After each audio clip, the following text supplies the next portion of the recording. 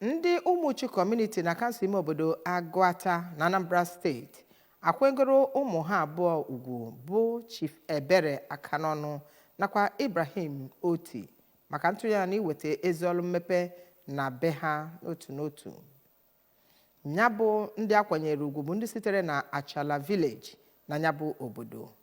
Ihe mmemme a were ọnọdụ bụ ebe a nọ wee guzobe ma chọọ ha mma n'ụdị pụrụ iche. Eze ọdịnala na nyabụ obodo Igwe Godwin Eze Chukwu gọziri ha ma kene ha maka ọlụ ha ma gwakwa ha ka ha gaa n'iru ka ndị ọzọ ṅomirikwa ha.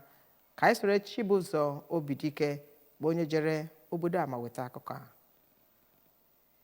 Mmemme ahụ bụ ndị gụnyere ndị isi ụka, ndị oji ego achụ ego, ndị obodo bụ ndị bi n'ụlọ ya nakwa ndị nọ na mba, ndị enyi nakwazi ndị ikwu na ibe. Onye isi oche mmemme ahụ bụ Chief Oliver Anụlụnkọ n'okwu ngụpụta ya kọwara na mmemme ahụ bụ ohere eji ekene Chineke maka inye obodo ahụ udo ndị dịka Chief Akanonu ya nakwa Chief Oti bụ ndị jiri akụ ha nwere wee weta mmepe nakwa ọdịmma na obodo ha. Oge ọ na-anabata ndị ahụ, onye isi oche Achala Representative Assembly Nze Chimezie Ike rụtụrụ aka na ndị ahụ a na-akwanyere ugwu bụ ndị ọrụ ha na-ekwuru ha ma gụpụta ọtụtụ ihe ndị ha rụgoro n'obodo ahụ bụ ndị gụnyere ịgụ akwụkwọ n'efu, ọlụ ụzọ, ịgbape ọkụ n'ụzọ, ịrụ ụlọ nyegara ndị na-enweghị ụlọ, ịrụ ụlọ ụka ya nakwa ịkwado ndị ntorobịa site n'inye ha ego ha ji amalite ọrụ ha chọrọ ịlụ ya nakwa ịgbape mmiri n'obodo ahụ. Makawazikwa na nkwanye ugwu a na-akwanyere ha n'obodo taa bụ iji wee sị ha daalụ ma jidekwe ka ha ji. Ụfọdụ ndị enyi akwanyere ugwu bụ ndị gwara ABS Ugwu Maazị Ebuka Chukwuonye nakwa Chief